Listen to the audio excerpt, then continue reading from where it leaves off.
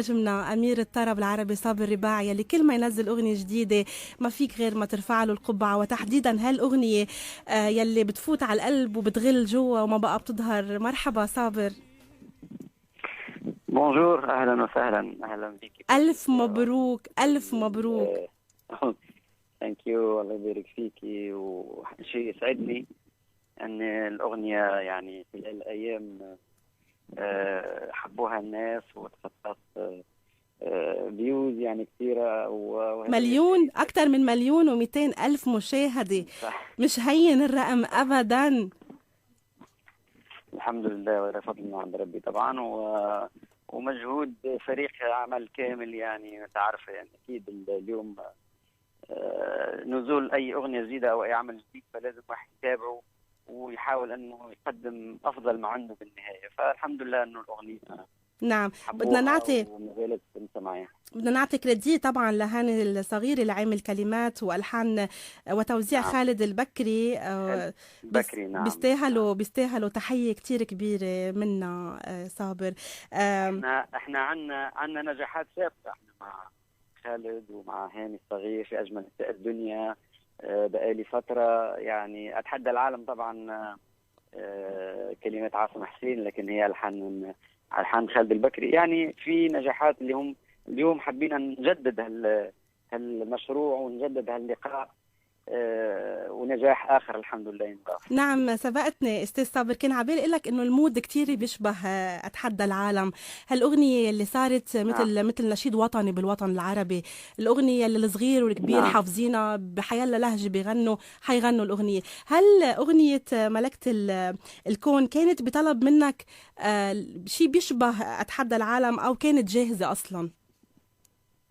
لا، هو صراحه انا بحثت على الاغنيه الرومانسيه، بحثت على تجديد العهد يعني مع الاغنيه الرومانسيه اللي هي تذكرنا بتحدى العالم، مهم. تذكرنا باجمل نساء الدنيا، وتذكرنا بقالي فتره. فحبيت، فلما جلسنا أنا وخالد البكري قال لي انه في اغنيه ملحنه مش قديما ولا لكن يعني فكره سمع حالي اللي هي ملكة الكون. وقلت له سمعني، فسمع حالي نص جاهزة يعني. اف. فقلت له قلت له هذا هو اللي نبحث عنه يعني بالنهاية. فكملنا في المشروع ووصلنا للنتيجة هذه اللي سمعتوها نعم، اليوم. اختيار موفق وذكي نعم كتير استاذ صابر. يعني قد ما خبرك قديش الاغنيه يعني عن جد مؤثره عند كل الجمهور اللبناني، يمكن لانه الاصداء اوريدي بلشت تكون واضحه. بكون عم يعني بكونش عم بوفيها حقها بالكامل. الالبوم الجديد امتين موعد اصداره؟ عرفنا انه حيتضمن 14 اغنيه. هل حيكونوا من ضمن الاغنيات يلي سبق ويعني صدرت شوف بانتاجك الشخصي؟ شوف هي الموضوع الألبوم. أنا بالنسبة لي أنا يعني هو صار اليوم الألبوم يجمع الأغاني. نعم. يعني احنا بنعرض الأغاني وبعدين نجمعهم. نضمها في ألبوم نعم. ايه، ونجمعهم في ألبوم. يعني لأنه اليوم صار السوشيال ميديا هو السباق، يعني حتى نكون واضحين، هو السباق انك تعرض فيه ويكون في يعني اكثر نسبة من المستمعين والمشاهدين. فاحنا يا ريت نركز على التصوير اكثر من ان ننزل الاغنية في سي دي، لانه السي دي مبطل ينباع مثل قبل. نعم. نحاول أن نجمع ممكن يعني البرستيج، نجمع نعم. أغنية أو مجموعة الأغاني في ألبوم وننزله يعني. ومع ممكن أغنيتين ثلاثة ما تسمعتش، حتى يكون في شيء، على الأقل دائما في شيء جديد يعني. قريبا ولا موعد مؤخر او مؤجل؟ يعني خلال السنة هذه المفروض يعني. اوكي. اجمل مختصر كان اخر اعمالك مع شركة روتانا الالبوم الجديد مع اي نعم. شركة ممكن؟ لا، احنا هي إنتاج خاص. نعم. التوزيع ممكن يكون توزيعنا احنا طبعا، انا واداره اعمالي R&M برودكشن. فان شاء الله يكون اذا ما فيش شيء جديد، يعني اذا ما فيش شيء جديد يعني معناها او اقتراح او من شركات انتاج. ولو انه شركات الانتاج صارت قليلة تعتبر منعدمة يعني. طبعا يعني مو صحيح. يبطل في شركات إنتاج للأسف صرفوا فيه وفيه. ف ممكن يكون التوزيع توزيعنا احنا يعني. نعم. عمر مع المولى برودكشن يمكن من أطول العلاقات بين نجم وإدارة أعماله، صح أستاذ صابر؟ هالقد متفقين يعني؟ أكيد نعم أكيد، الحمد لله، هذا فضل نعم طبعا، فضل عند ربي وإصرار على النجاح، وإصرار على أن تكون العلاقة تخطى العلاقة المهنية، هي علاقة أخوة صداقة عشرة كبيرة يعني بالنهاية أنا وعلي، والحمد لله ربي يدوم العشرة. عملتوا نجاحات واحنا نسعى حتى ولو انتهى يعني، كملنا مشوارنا الفني بعد مش عارف كم سنة، ولكن كملنا، ولكن نبقى العلاقة الإنسانية والصداقة هي الأساس يعني بالنهاية. شو حلو. وجه له تحية لأستاذ علي، وطبعا لأولاده لسمير كمان، تحية لكم كلكم. سمير وسام. طبعا أستاذ صابر، يعني بعرف قديش موضوع الإشاعات بيزعجك، وأنت شخص يعني مسالم بطبعك وطيب. أنا بستغرب ليش مصرين يضلون يعني يطلقوا إشاعات بحق صابر الرباعي. هل عندك فكرة يعني من بعد آخر إشاعة تبول كان بحوزتك بهيثرو بلندن بالمطار مخدرات، هل بتعرف مين في وراهن؟ مين في وراء هالإشاعات؟ مين يلي هالقد بده يأذي صابر الرباعي؟ عندك تصور أو في نفوس؟ أكيد في نفوس مريضة يعني، في نفوس ما تحبلكش الخير، في نفوس يعني عندها الحقد والحسد والحسد يعني، وعندها ملكة الإبداع في مجال الإشاعات. لو كان يعني ضيعوا وقتهم في إبداع آخر يكون بناء ويكون ليهم هم يعني لشخصهم، يبنيوا به نفسهم، يبنيوا به أجيال، هم يضيعوا في وقت في مسائل معناها مضحكة ومبكية بدرجة كبيرة يعني. مضحكة أنه يعني أظن أنه ما فيها منطق، بعيد عني تماما يعني. ما في منطق. نعم مضحك، ما فيش منطق في الموضوع، فهذا هو الخطأ الكبير. ولكن أنا يعني مش ساكت على الموضوع، لأنه هذا يمس من شخصي، يمس من كرامتي، يمس من سمعتي، صداقيتي مع الناس، مع أهلي، عندي أهل، عندي أولاد، عندي عائلة. نعم. الموضوع هذا أزعجني لا محالة، لكن ليس من المواضيع اللي ممكن الواحد يسكت عنها يعني. هل ستقاضي مطلقي الإشاعات إذا عرفتم مين أستاذ صابر؟ هل ممكن يعني تلجأ للقضاء؟ ما في شك. أنا اوريدي يعني بدأت يعني الموضوع ده مع المحامين تاعي وماشيين في هذا السياق. أصلا نفس الموضوع تقريبا، بس ما كان إشاعة، بس كانت حملة منظمة وقت ما جمعتك صورة بضابط إسرائيلي، كأنه الناس متقصدين إنه يعني يسيئوا لصابر الرباعي بعد كل نجاح بيعملوا. هل هي ضريبة النجاح؟ أكيد، وما في شك يعني. الناس تحاول أنها تزعزع هذا الفرحة والاستقرار الإنساني الفني العملي، حتى يوجهوا الناس إلى غير توجه يعني، اللي هو يبطلوا يسمعوا أغانيها ويسمعوا جديده، ويهتموا بأشياء اللي هي ممكن تمس شخصه ولا تمس يعني شخصيته. نعم. بعيدا عن الفن يعني. فهذا أسلوب طبعا دنيء جدا، أسلوب رخيص، أسلوب ما يوصلش لأي نتيجة، لأنه أنا نعرف نفسي ونعرف قيمة نفسي ونعرف يعني مدى حبي للاستقامة، والناس تعرف الشيء هذا أكيد. ونحن مستحيل نصدق أصلا أستاذ صابر، يعني أنت من أكثر الفنانين بالوطن العربي اللي نحن شايفين حالنا فيهم، بقى مستحيل لهالإشاعة ولا غيرها ممكن يطالوا بصورتك الحلوة اللي براسنا أصلا. مؤخرا غنيت للموسيقار الراحل ملحم بركات، عملت له مدلي مجموعة أغنيات، قلت ببداية الأغنية تكريما له، بس ما صار تعاون معه. شو كان المانع؟ مع الأسف أنا نعتبر خسارة كبيرة أنه نفقد موسيقار مثل هذا الموسيقار الكبير، الفنان الكبير ملحم بركات.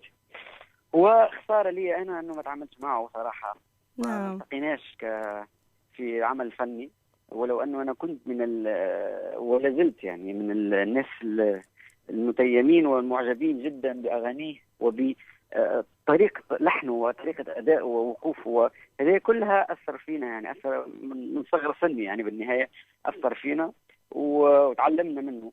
فمع الأسف ما التقيناش، لكن أغانيه أنا حاولت أني نغني الشيء اللي أنا حسيت فيه وحسيت به، لأنه كنت يوم من الأيام ممكن نتمنى أن نغني أغنية من ألحانه، لكن مع الأسف بس يعني شو طلعوا حلوين الأغاني منك أستاذ صابر. يمكن أكتر حدا من أكتر الناس اللي كانوا أوفياء لملحم بركات، على القليل أداء ومهنية وحرفية بالغناء.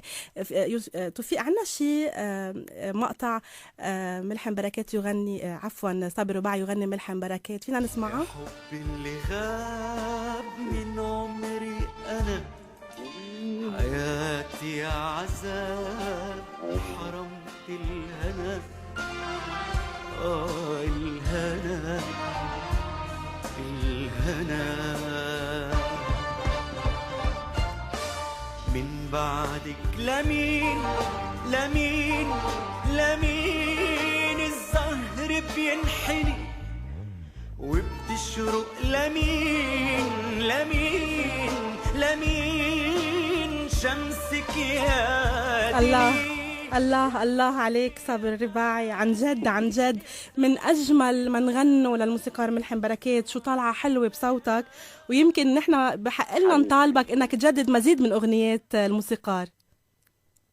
إن شاء الله إن شاء الله، وهذا يسعدني ويشرفني أكيد. يعني مين باش يقولوها، يعني شكون اللي ما يتمناش انه يقعد يعني يظل دائما يغني ويغني لعمالقه مثل ملحم بركات، اكيد يعني نعم نعم. أتمنى ذلك. بس بدي اقول لك شغله اذا بتسمح لي، بدي اقول لك انه هذا تواضع منك كمان، لانه للاسف اذا بيسمحوا لي ولو بعرف انه حيزعلوا مني كتار، نجوم لبنان يعني اهمهم ما غنوا او جددوا اغنيات او كرموا ملحم بركات مثل ما انت عملت صابر رباعي. هيدي تحيه كبيره لك لوفائك الكبير لملحم بركات عن جد. الله يسلمك. لكن انا اكيد متاكد انه لو جات الفكره لأحد من الزملاء الفنانين في لبنان كانوا عملوا الفكره نفس الفكره، لكن ممكن انا كنت سباق اكثر يعني سبقتهم ممكن سبقتهم. لكن اكيد اي فنان لبناني يتشرف انه يغني ملحم بركات، يتشرف بموسيقار مثل موسيقار ملحم بركات، يعتبر رمز من رموز الفن في لبنان، في الوطن العربي. يعني أظن أنه هذا مش تقصير منهم بقدر ما هي سرعة بديهة مني أنا فقط. يعني أكيد هم نحن عنا مثل بيقول بلبنان، عنا مثل بلبنان بيقول يلي سبق شم الحبق. بالضبط هذه. استاذ صابر رباعي، على السريع سؤالين ما رح ناخذ بقى كتير من وقتك. رح تكون بذا فويس الموسم الجاي أو لا؟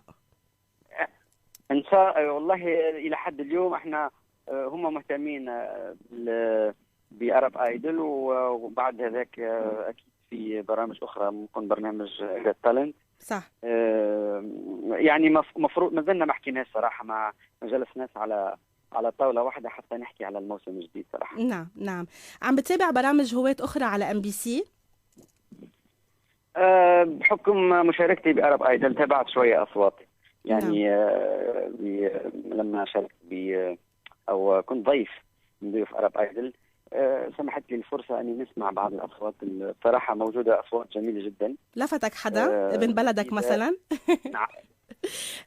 محمد محمد صالح. نعم. صوته مختلف وشخصيته مختلفة، يعني هو نعم. عنده مدرسة لوحده. يستحق كل التشجيع صراحة.